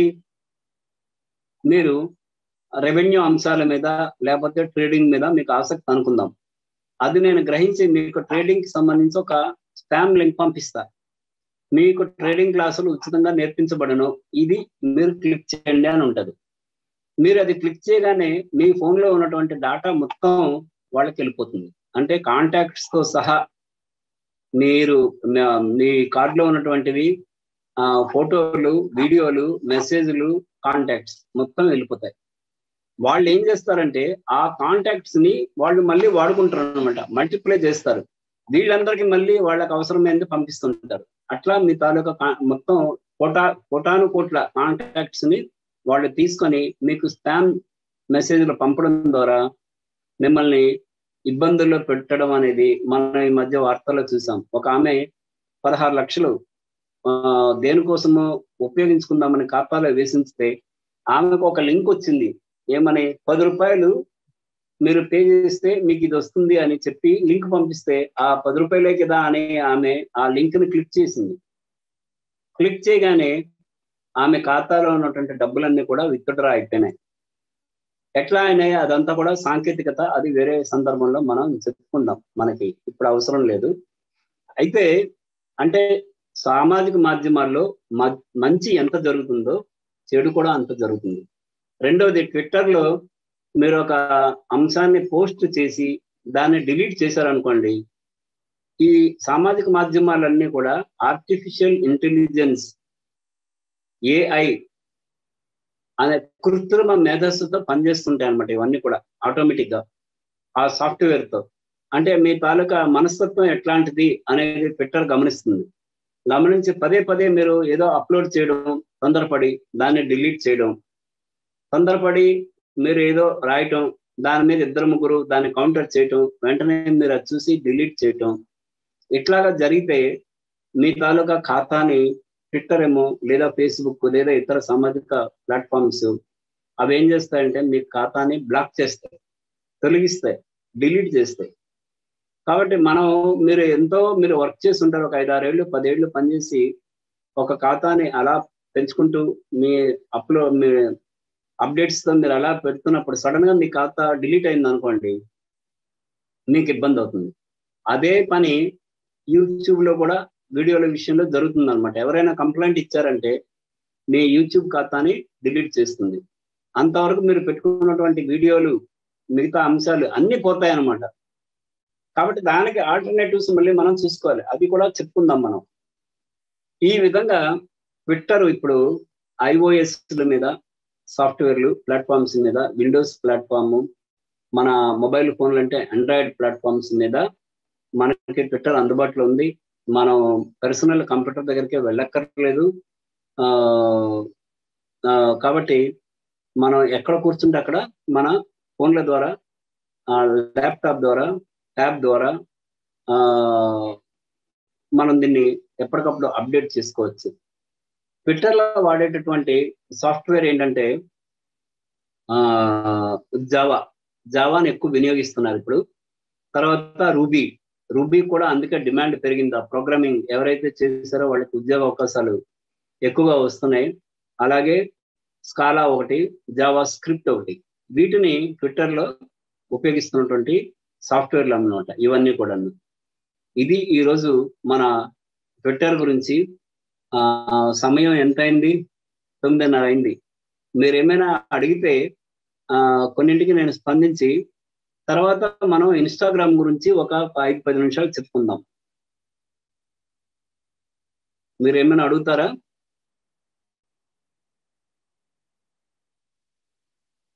చెప్పండి సార్. నమస్కారం అండి. నమస్తే, చెప్పండి సార్. సార్ నా పేరు దినేష్ కుమార్ అండి, మా నెల్లూరు. చెప్పండి సార్. సార్ ట్విట్టర్ లో ఎక్కువ ఫాలోయింగ్ ఉంటే మనకి మనీ ఏమైనా ఎర్న్ అవుద్దా? ట్విట్టర్ లో ఎక్కువ జనాభా ఫాలో ఉంటే మనకి మనీ ఎర్న్ అవుద్దా అంటున్నా. అవుతుందండి. అదే ఇప్పుడు ట్విట్టర్ వాడు ఏం చేశాడంటే లేటెస్ట్ గా మీకు యాడ్ కూడా ఇచ్చాడు ఇప్పుడు. అంటే మీరు మీ ఖాతా ద్వారా మీరు అనుమతి ఇవ్వాలి. ఏమని? నా ట్విట్టర్ అకౌంట్ లో మీరు ప్రకటనలు వేసుకోవచ్చు అని మీరు అనుమతి ఇస్తే మీ ప్రకటనల కింద, మీకు ఫాలోవర్స్ ఎక్కువ ఉంటే మీ ప్రకటనల కింద లేదా మీ సమాచారం కింద వాడు ఒక అడ్వర్టైజ్మెంట్ ఇచ్చుకుంటాడు. దాని ద్వారా వచ్చే రెవెన్యూలో కొంత భాగాన్ని మీకు పంపిస్తాడు. ఇప్పుడు ఒక ఆమె ఉంది, ఆమె పేరు లెవిన్స్కీ అని. అంటే ఆమె ఇదివరకు ఏంటంటే క్లెవిన్ అని ఒక ఇది ఉంది కదా, ఉత్పాదక సంస్థ, సౌందర్య సాధనాలని ఉత్పత్తి చేసేటటువంటి సంస్థ. ఆ సంస్థలో పనిచేసేది ఆమె. ఆమెకి 18 మిలియన్ల మంది ఆమెకి ఫాలోవర్స్ ఉన్నారు. ఆమె ఏం చేస్తుంది? తన ఉత్పత్తుల్ని ప్రమోట్ చేసుకుంటుంది. ప్రమోట్ చేసుకోవడం ద్వారా ఆమె ఉత్పత్తులు పెద్ద ఎత్తున అమ్ముడుపోతున్నాయి. అంటే ట్విట్టర్ని వేదికగా చేసుకొని తన ఉత్పత్తి, అదే ఆమె అడ్వర్టైజ్మెంట్లు ఇచ్చుకోవాలనుకోండి, ప్రపంచవ్యాప్తంగా ఎన్ని వేల కోట్లు ఖర్చు అవుతుంది చెప్పండి. వాళ్ళ ఉత్పత్తి రాగానే తాను ఏం చేస్తుంది? దాని గురించి అన్బాక్సింగ్ చేసి, ఈ ఉత్పత్తి దీనికోసం చర్మ సౌందర్యం, లేక ముఖ సౌందర్యం, లేకపోతే కళ్ళకి సంబంధించింది, లేకపోతే ఇంకో ఫేషియల్ కి సంబంధించింది అనేది ప్రకటన చేసుకొని దాని గురించి వివరించి చెప్పడం ద్వారా ట్విట్టర్ వేదికగా ఆమె తన ఉత్పత్తులను అమ్ముకుంటుంది. ఇప్పుడు అట్లాగే పెయింటింగ్స్ తయారు చేసి వాటిని ట్విట్టర్ వేదికగా అమ్ముకుంటున్నారు. అలాగే రంగుల గురించి చెప్పి, అలాగే కలర్స్ ఎట్లా తయారు చేయొచ్చు, మన ఇంట్లోనే కూర్చొని మీరు ఒక కలర్ని బయట కొనాలంటే 500 రూపాయలు ఖర్చు అయితే మీరు అదే కలర్ని ఇంట్లో కూర్చొని ఒక 60-70 రూపాయలతో తయారు చేసుకోవచ్చు. ఎట్లా తయారు చేసుకోవచ్చు అని కలర్స్ గురించి చెప్పి ఇంట్లో కూర్చొని మీరు వీడియో చేసి దాన్ని ట్విట్టర్లో పెట్టి మీ ఉత్పత్తుల్ని అమ్ముకునేందుకు వీలుంది. కాబట్టి ట్విట్టర్ మనకి ఒక వ్యాపార ప్రయోజనానికి కూడా వేదిక అవుతుంది.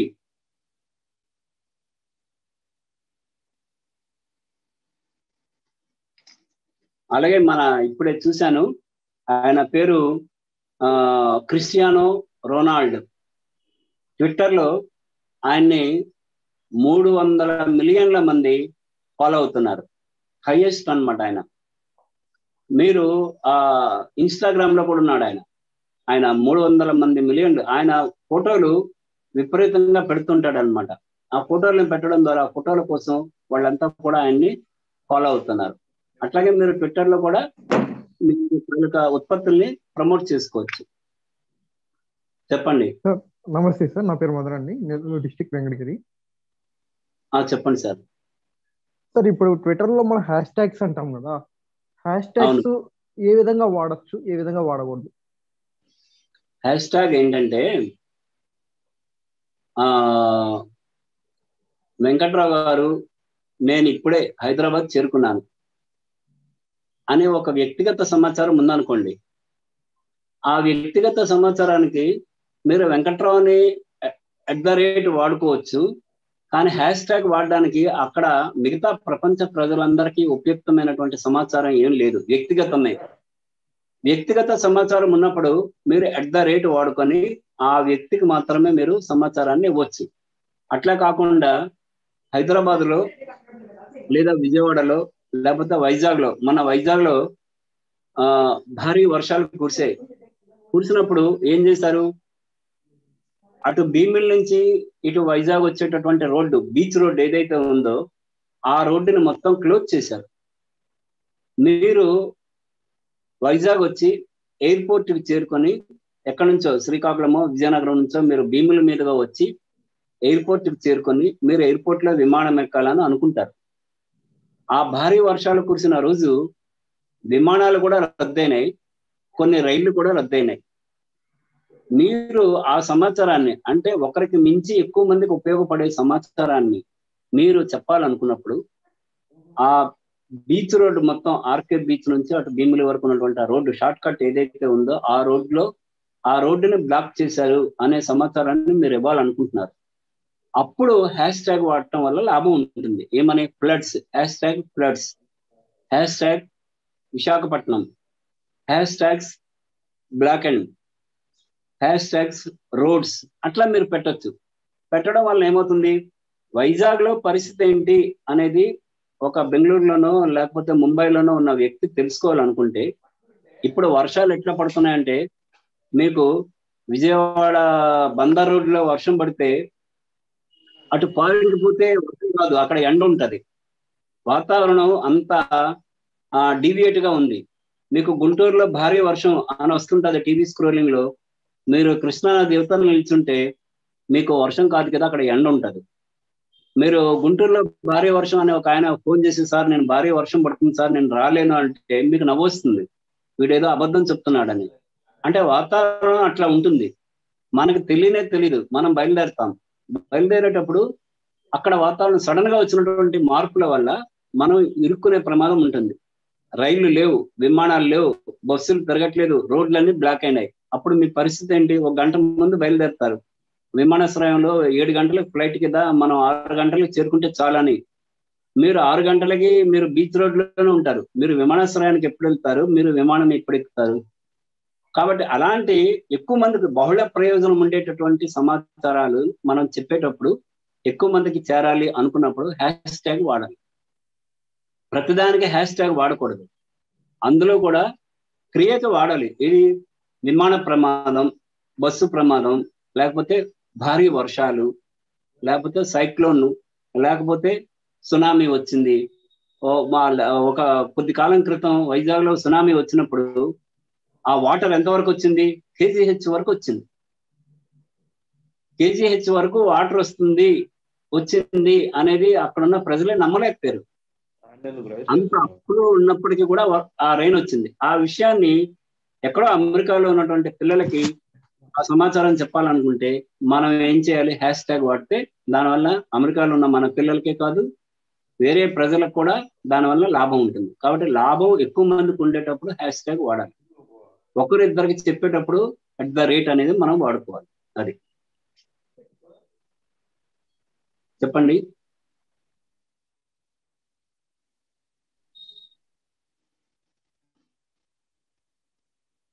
Sir good morning sir.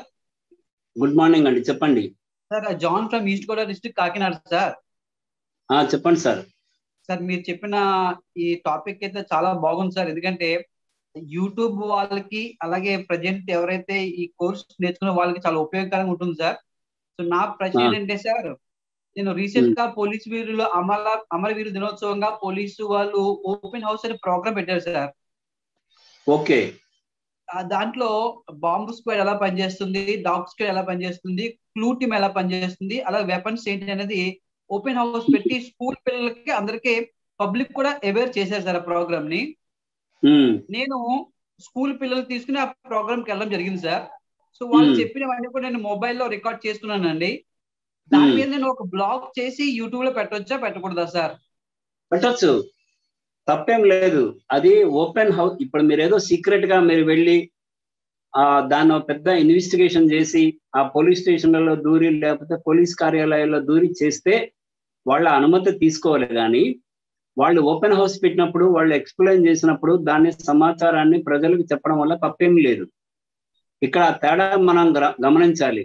మనంతటా మనం రహస్యంగా గోప్యంగా పోయి చేశామా, లేకపోతే వాళ్ళు చెప్పడం ద్వారా మనం ఆ సమాచారాన్ని తెలుసుకున్నామా? ఒక సరిహద్దుల్లో సైనికుల పహారా ఎట్లా ఉంటుంది అనేది చూపించడానికి ఎలక్ట్రానిక్ మీడియా వాళ్ళని పట్టుకెళ్లారు. ఎలక్ట్రానిక్ మీడియా వాళ్ళు దాన్ని రికార్డ్ చేసి అక్కడ సైనికులు పడుతున్నటువంటి ఇబ్బందులు, కష్ట నష్టాలు, పరిస్థితుల్ని వాళ్ళు వీడియోలు చేసి పుస్తకాలు రాసి పబ్లిష్ చేశారు. అది తప్పేం లేదు.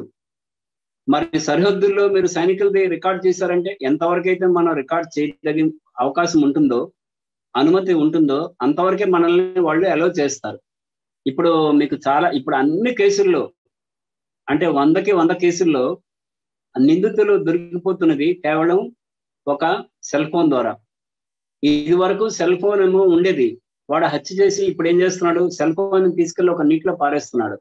లేకపోతే ఆ సెల్ ఫోన్ లో ఉన్నటువంటి సిమ్ తీసుకెళ్లి బయట పారేసి సెల్ ఫోన్ ఇంకో దగ్గర పడేసి వెళ్ళిపోతున్నాడు. తన ఉద్దేశం ఏంటి? సెల్ ఫోనే లేదు, సిమ్ లేదు, నన్ను ఎవరు పట్టుకుంటారని అనుకుంటున్నారు. పోలీసు వాళ్ళు ఇప్పుడు ఏం చేస్తున్నారు? ఆయా ఆపరేటర్స్ దగ్గరికి వెళ్ళి ఎయిర్టెల్, ఐడియానో మరొకటో వాళ్ళ దగ్గరికి పోయి కాల్ డేటాను తీసుకుంటున్నారు. కాల్ డేటాను తీసుకుని ఆ కాల్ డేటాలో చిట్ట చివరి కాల్ ఎక్కడి నుంచి చేశారు, ఏ టవర్కి దగ్గర చేశారు అనేది అది వెరిఫై చేసి టెక్నాలజికల్ గా వాళ్ళు రుజువు చేస్తున్నారు. ఇదే విషయాన్ని మీరు పోలీస్ స్టేషన్కి వెళ్ళి పోలీసుల దగ్గర రికార్డ్ చేయొచ్చు. సార్ మీరు ఈ కేసును ఎట్లా ఇన్వెస్టిగేట్ చేశారు అని అడిగితే వాళ్ళు చెప్తారు. ఆ చెప్పిన దాన్ని మీరు దాన్ని ఒక వీడియో తీసి ఆ వీడియోని మీ బ్లాగ్ లో పెట్టుకోవచ్చు, తప్పేం లేదు. Okay sir, thank you so much sir, thank you so much. ఇంకా ఇప్పుడు మనం ఒక కొద్దిసేపు మనం ఇన్స్టాగ్రామ్ గురించి చెప్పుకుందామండి. చెప్పుకుంటే ఇన్స్టాగ్రామ్ అయిపోతే రేపు మనం ఫేస్బుక్, వాట్సాప్ గురించి మనం చెప్పుకోవడానికి ఉంటుంది. మనం ఈ డిస్కషన్ లోనే కొన్ని మాటలు ఫేస్బుక్ గురించి కూడా, వాట్సాప్ గురించి కూడా మనం మాట్లాడుకున్నాం. ఈవేళ కూడా ఎల్లుండేమో బ్లాగులు వాటి గురించి మాట్లాడి మల్టీమీడియా జర్నలిజం ఇది ఒక 2 రోజుల్లో మనం క్లోజ్ చేద్దాం. ఇప్పుడు మనం ఇప్పుడే ట్విట్టర్ గురించి చెప్పుకున్నాం. ఎప్పుడు 2006లో అంటే 2003 నుంచి పరిశోధనలు జరిగాయి. 2006లో ట్విట్టర్ అనేది ఓపెన్ గా అకౌంట్ అనేది స్టార్ట్ అయింది, అందరికి అవకాశం కల్పించారు అని చెప్పుకున్నాం. ట్విట్టర్ తాలూకా software Java, Ruby, Scala, JavaScript ద్వారా జరుగుతుందని చెప్పుకున్నాం. ఫౌండర్స్ ఏమో జాక్ డార్సీ, నోవా గ్లాస్ వీళ్ళిద్దరూ కలిసి బిజీ స్టోను తర్వాత ఈవెన్ విలియమ్స్ ద్వారా సహకారం తీసుకొని ట్విట్టర్ ని డెవలప్ చేశారని చెప్పుకున్నాం. మొట్టమొదట ట్విట్టర్ తాలూకా పేరు ట్విర్ అయితే తర్వాత దాన్ని బిజీ స్టోన్ లో అయిని ఈవెన్ విలియమ్స్ లో ఈని తీసుకొని ఆ ట్విర్ కాస్త ట్విట్టర్ గా మారిందని చెప్పుకున్నాం. ఈ ట్విట్టర్ ఏమో iOS ప్లాట్ఫామ్ మీద, విండోస్, ఆండ్రాయిడ్స్ ఇట్లా వీటన్నింటి మీద అది పనిచేస్తుందని కూడా మనం చెప్పుకున్నాం. అయితే ఈ ట్విట్టర్ మొదలైన తర్వాత ఏమైందంటే ట్విట్టర్లో వీడియో, ఫోటోలు, టెక్స్ట్ ఈ 3 పెట్టడానికి అవకాశం ఉన్నప్పటికీ కూడా పెద్ద ఫోటోలు ఒక రాష్ట్రపతి ప్రసంగం వేదిక మీద ఒక 15 మంది కూర్చున్నారు అనుకుందాం, లేకపోతే ఒక సత్కార కార్యక్రమం ఒక 5 ఉపాధ్యాయులు వేదిక మీద నిల్చున్నారు, ముఖ్యమంత్రి గారు ఉన్నారు, చుట్టూ మంత్రులు ఉన్నారు, ఎమ్మెల్యేలు ఉన్నారు. ఒక పెద్ద ఫోటో మనం ట్విట్టర్లో పెడతామంటే ట్విట్టర్ ఏమో ఎలా చేయట్లేదు అనమాట. అప్పుడు ఏం చేశారంటే ఒక ఆలోచన వచ్చింది. ఏమని, అసలు ఫోటోలకే ఒక యాప్ ఉంటే ఎట్లా ఉంటుంది, మంచి క్వాలిటీ ఫోటోలు, మన మెమరీస్ కావచ్చు, ఇతరుల మెమరీస్ కావచ్చు, ఒక బ్యూటిఫుల్ ఫొటోస్. ఇప్పుడు జరుగుతున్నటువంటి క్రికెట్ లో ఒక వ్యక్తి ఒక ఫీల్డర్ వెళ్ళి అద్భుతమైన క్యాచ్ పట్టి ఉండొచ్చు, అదొక మెమొరబుల్ క్యాచ్. ఆ క్యాచ్ తాలూకా ఫోటోని మనం ఎప్పుడైనా చూసుకోవడానికి వీలుగా ఉండాలి అంటే ఎట్లా, మనం డిజిటల్ గా మన పెన్ డ్రైవ్ లో వాటిలో కాపీ చేసుకోవచ్చు. కానీ ఇప్పుడు పెన్ డ్రైవ్ లో కాపీ చేసుకున్నారు అనుకోండి, మీరు ఇంకొక చోటుకి వెళ్ళారు, మీరు లండన్ పర్యటనకు వెళ్ళారు, లండన్ లో మీరు చూసుకోవాలనుకుంటే మీ పక్కన పెన్ డ్రైవ్ ఉంటే తప్ప అది మీరు చూడలేరు. కాబట్టి ఒక యాప్ ఉందంటే ఆ యాప్ లో మనకు నచ్చిన ఫోటోని మనం అప్లోడ్ చేసామంటే ఆ ఫోటోలు మిగతా వాళ్ళకి చేరుతుంది. అట్ ద సేమ్ టైం మనం కూడా కావాలనుకున్నప్పుడు చూసుకునేందుకు వీలుంటుంది అనే ఆలోచనతో ఇన్స్టాగ్రామ్ అనేది స్టార్ట్ అయ్యింది. ఇన్స్టాగ్రామ్ 2006లో ట్విట్టర్ స్టార్ట్ కాగానే ఇన్స్టాగ్రామ్ ఆలోచనలు కూడా అప్పుడే మొదలైనాయి. 2006 నుంచి రకరకాల ఆలోచనలు చేసి 2010లో దానికి ఒక రూపాన్ని ఇచ్చారు. ఆ రూపాన్ని ఇచ్చిన తర్వాత 2012 ఏప్రిల్లో ఇన్స్టాగ్రామ్ స్టార్ట్ అయింది. ఇన్స్టాగ్రామ్ ని కెవిన్ ఒకడు, తర్వాత మైక్ క్రీగర్ వీళ్ళిద్దరూ కలిసి, కెవిన్ అండ్ మైక్ వీళ్ళిద్దరూ కలిసి ఇన్స్టాగ్రామ్ ని ప్రమోట్ చేశారు. అంతకుముందు మనకి స్నాప్చాట్ ఉండేది. స్నాప్చాట్ కూడా ఇట్లా ఫోటోలకు సంబంధించింది, నచ్చిన ఫోటోలు పెట్టుకోవచ్చు. అయితే ఇన్స్టాగ్రామ్ అనేది ఒక మెథడాలజికల్ గా మీరు ఒక ఫోటో పెట్టారంటే ఇన్స్టాగ్రామ్ మీరు గూగుల్లోకి వెళ్ళి ఒక బ్యూటిఫుల్ సీనరీ అనో, బ్యూటిఫుల్ హిల్ ప్లేస్ అనో, లేకపోతే ఒక బ్యూటిఫుల్ టూరిస్ట్ స్పాట్ అనో, లేకపోతే లండన్ బ్రిడ్జ్ అనో ఏదైనా కొట్టారనుకోండి, కొట్టగానే ఫోటోల్లో ఇమ్మీడియట్ గా ఇన్స్టాగ్రామ్ ఫొటోస్ వస్తుంటాయి. అయితే ఇన్స్టాగ్రామ్ మనకి ట్విట్టర్ లాగానే మనకి ఇన్స్టాగ్రామ్ కూడా ఖాతా ఉండాలి. మనం ఒక ఖాతాని పెట్టుకొని మనం ఆ ఖాతా ద్వారా ఇన్స్టాగ్రామ్ లో మనం ఫోటోల్ని అప్లోడ్ చేసుకోవచ్చు అనమాట. ఒక 640 పిక్సెల్ వరకు ఉన్న ఫోటోల్ని మనం అప్లోడ్ చేయొచ్చు. ఇప్పుడు దాన్ని కొద్దిగా 1080 వరకు పెంచింది. అయితే మనం ఎక్కువ ఫోటోలు, ఎక్కువ హై రెజల్యూషన్ ఫోటోలను అప్లోడ్ చేస్తున్న కొద్దీ మన ఖాతా ఏమో స్లో అవుతుంది అనమాట. అట్లా కాకుండా మనం 640 దగ్గర మనం ఒక సీలింగ్ పెట్టుకొని మనం ఫోటోలన్నీ ఒకటి అప్లోడ్ చేసాం అనుకోండి, ఆ ఫోటోలన్నీ కూడా మనం ట్రాకింగ్ ఈజీగా ఉంటుంది. ప్రతి ఫోటోకి మనం ఒక ట్యాగింగ్ ఇచ్చామంటే మనకి for example B V Prasad in London అని మనం ట్యాగింగ్ ఇచ్చామనుకోండి, లండన్ లో నేను తీసుకున్న ఫోటోలన్నీ ఒకేసారి ఒకే చోట మీరు ఎప్పుడెప్పుడు అప్లోడ్ చేసినా కూడా, వేరు వేరు సమయాల్లో అప్లోడ్ చేసినా కూడా ఒకే చోట మనకి చూసుకోవటానికి వీలుగా ఉంటుంది అనమాట. ఇప్పుడు ఇన్స్టాగ్రామ్ మల్టీ లాంగ్వేజెస్ లో ఉంది. అంటే ఇప్పుడు ఇంగ్లీష్ మాత్రమే కాదు, మీరు మీ ఫోటోలకి తెలుగులో కూడా ట్యాగ్ చేయొచ్చు అనమాట. ఇప్పుడు 32 భాషల్లో మనకి ఇన్స్టాగ్రామ్ అందుబాటులో ఉందన్నమాట. అలాగే మీకు ఇందాక చెప్పాను, క్వైల్ తాలూకా మోడల్ ఒక ఆమె ఉంది, ఆమె తన ఉత్పత్తుల్ని ప్రమోట్ చేసుకుంటుంది అని. ఇన్స్టాగ్రామ్ లో మనకి ఇక్కడ బొమ్మలు ఉన్నాయి కదా, కర్ర బొమ్మలు, తర్వాత చిన్న చిన్న చెక్క బొమ్మలు అమ్మే ప్రదేశాలు ఉన్నాయి, పూతరేకులు తయారు చేసే ప్రదేశాలు ఉన్నాయి, లడ్డూలు తయారు చేసే ప్రదేశాలు ఉన్నాయి. తిరుపతి లడ్డూ గురించి ఉంది, శ్రీకాళహస్తి ఆ పూజల గురించి మనం చేయొచ్చు ఫోటోలు పెట్టి. ఇట్లాగా మన ఊర్లో ఏదైతే బెస్ట్ అనుకుంటున్నామో ఆ బెస్ట్ అనుకున్నటువంటి ఆ ప్రదేశాల గురించి, క్షేత్రాల గురించి, వ్యక్తుల గురించి. మన ఊర్లో ఒక 90 ఏళ్ల ఒక వృద్ధుడు, నాటి 2వ ప్రపంచ యుద్ధాన్ని చూసిన వాడో, లేకపోతే స్వతంత్ర పోరాటాన్ని చూసిన వాడు, లేకపోతే నాటి నాయకుల్ని పటేల్ని చూసిన వాడు, గాంధీనో నెహ్రూనో ఎవరినో చూసి వాళ్ళతో మాట్లాడిన వ్యక్తులు ఉండొచ్చు, లేదా ఒక సంస్కృత పండితుడై ఉండొచ్చు, ఒక జ్యోతిష్య శాస్త్రవేత్త కావచ్చు. ఇలాంటి వాళ్ళ ఫోటోల్ని మనం తీసి, వాళ్ళ తాలూకా వీడియోలను తీసి మనం నిక్షిప్తం చేశామంటే ఆ సంపదని, వారసత్వ సంపదని మనం తర్వాతి తరానికి ఇచ్చిన వాళ్ళం అవుతాం. మన ఊర్లోనే ఉంటారు, వృద్ధులుగా ఉంటారు. నేను ఒక పల్లెటూరు వెళ్ళి ఒక ఆయన్ని కలిసినప్పుడు వైజాగ్ డిస్ట్రిక్ట్ లో ఆయన స్వతంత్ర పోరాటం నాటి సంఘటనలని, అప్పుడు రంగూన్కి భారతదేశానికి ఉన్న కనెక్టివిటీని, అంటే సముద్రం మీద వెళ్ళి కొంత దూరం ప్రయాణం చేసి రంగూన్ వెళ్ళి, రంగూన్లో మన భారతదేశం తాలూకా ఎర్ర దొంగలు అక్కడ అమ్మటం అనేది తాను చూసిన దాని విషయాన్ని, అంటే తిరుపతి దగ్గర ఎర్ర దొంగల వ్యవహారం ఆ ప్రస్తావనకు వచ్చినప్పుడు, ఆ కాంటెక్స్ట్ లో మాట్లాడినప్పుడు ఆయన రంగూన్ ఎట్లా ప్రయాణం చేసింది, ఎట్లా వెళ్ళింది, రంగూన్ లో ఏం చేసింది, ఆయన అభిప్రాయాలు చెప్తే మన ఊర్లో ఉన్నటువంటి ఒక ముసలి ఆయన మనసులో ఇన్ని విషయాలు నిక్షిప్తమై ఉన్నాయా అని ఆశ్చర్యం కలిగింది. మనకే తెలీదు. కొన్ని గ్రామాల్లో ఉన్నటువంటి పూజారులు కానివ్వండి, మొరకరు కానివ్వండి, వాళ్ళని మనం ప్రశ్నించినప్పుడు వాళ్ళు తమ అనుభవాలను చెప్పినప్పుడు ఈ గ్రామానికి ఇంత నేపథ్యం ఉందా అనేది మనకి ఆశ్చర్యం కలిగిస్తుంది అనమాట. కాబట్టి ఇటువంటివన్నీ మనం రికార్డ్ చేసి పెట్టడం ద్వారా, ఇప్పుడు మనం గూగుల్లో ఒక ఊరు గురించి మనం వెతకగానే క్షణం కూడా కాదు, ఒక సెకండ్ లో సగభాగంలో 2 కోట్ల 3 కోట్ల అంశాలని సెర్చ్ చేసి మనకు ఒక 10, 20, 30 ఇస్తుంది. ఎక్కడి నుంచి ఇస్తుంది? ఈ డేటా అంతా కూడా మనం ఇచ్చిందే. ఇప్పుడు మీ ఇన్స్టాగ్రామ్ లో మీరు కొన్ని ఫోటోలు, కొన్ని విషయాల్ని మీరు పెట్టారంటే ఆ విషయాలే మనకు రేపు పొద్దున్న మన తర్వాతి తరం వాళ్ళు వెతుకుతున్నప్పుడు ఈ గ్రామం తాలూకా నేపథ్యం ఏంటి అని ఒక ప్రశ్న వేసినప్పుడు మనం పెట్టినటువంటి వీడియోలు, సమాచారం వాళ్ళకి అందుతుంది అనమాట. తద్వారా మనం ఏం చేస్తున్నాం?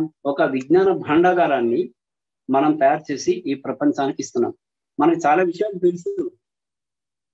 తెలిసినా కూడా మనం ఏముందులే అని మనం గమనుంటాం. అలా ఉండకుండా సామాజిక మాధ్యమాల్ని ఒక మంచి ప్రయత్నంగా, ఒక సద్భావనతో నలుగురికి మేలు చేసే రీతిలో మనం వాటిని ప్రమోట్ చేసి మనం సమాచారం ఇస్తే దానివల్ల తరతరాలకి మనం ఒక విజ్ఞాన భాండాగారాన్ని అందించిన వాళ్ళం అవుతాం. ఈరోజు సంస్కృతంలో అనేక పుస్తకాలు ఉన్నాయి. జ్యోతిష్యం గురించి మాట్లాడాలంటే సంస్కృత పుస్తకాలే ఆధారాలు, వేరే భాషల్లో లేవు. వాటినే హిందీలో, ఇంగ్లీష్లో ఎవరికి తోచిన పద్ధతిలో వాళ్ళు అనువాదం చేసుకున్నారు. కానీ ఒరిజినల్ చూడాలంటే మనం సాంస్క్రిట్ బుక్స్ చూడాలి. మనకి సంస్కృతం రానప్పుడు మనం ఆ పుస్తకాలను ఏం రిఫర్ చేస్తాం చెప్పండి? కాబట్టి మనం మన భాషల్లో మన విజ్ఞానాన్ని మనకు అందుబాటులో ఉంచినప్పుడు దానివల్ల ప్రజలకి, ప్రపంచానికి, సమాజానికి ఎంతో లాభం చేకూరుతుంది. ఇంకొకటి, ఈ రోజు క్లాస్ ముగించే ముందు నేను చెప్పేది ఏంటంటే, ప్రతి సామాజిక మాధ్యమాన్ని ఒక మంచి కోసం వాడండి. ప్రతి సమాచారాన్ని వెరిఫై చేసుకోండి. అనవసరంగా మనల్ని ఇక్కట్ల పాలన చేసేందుకో, లేకపోతే ఎరకాటంలో పెట్టేందుకో ఎదుటి వారు చేసేటటువంటి కార్పొరేట్ మోసాల్లో మనం దిగొద్దు. ఎందుకంటే మనం తెల్లవారు లేచి మనం అనేక విషయాలు మాట్లాడుకొని మనం కూడా బోల్తా పడ్డాం అనుకోండి. మొన్న ఒక పోలీస్ అధికారి ఖాతాలో నుంచి డబ్బులు పోయినాయని వచ్చింది వార్త. పోలీస్ అధికారి అయి ఉండి ఖాతాలో నుంచి డబ్బులు పోయినాయంటే ఆయన కూడా మోసపోయాడు అనమాట. ఈ లింక్ క్లిక్ చేస్తే నీ ఖాతాలోకి ఒక 5 లక్షలు 2 లక్షలు వచ్చి చేరుతాయి అంటే మనం తొందరపడి ఆ లింక్ క్లిక్ చేసాం అనుకోండి, మనకి 2 లక్షలు రావడం అంటే దేవుడు మన ఖాతాలో ఉన్న డబ్బులన్నీ పోయే ప్రమాదం ఉంటుంది. కాబట్టి మంచి కోసం ముందుకెళ్దాం, మంచి కోసం ప్రయత్నిద్దాం, సామాజిక మాధ్యమాల్ని సమాజం శ్రేయస్సు కోసం వినియోగిద్దాం. అది నా భావన. మిగతా అంశాలని మనం రేపు కంటిన్యూ చేద్దాం.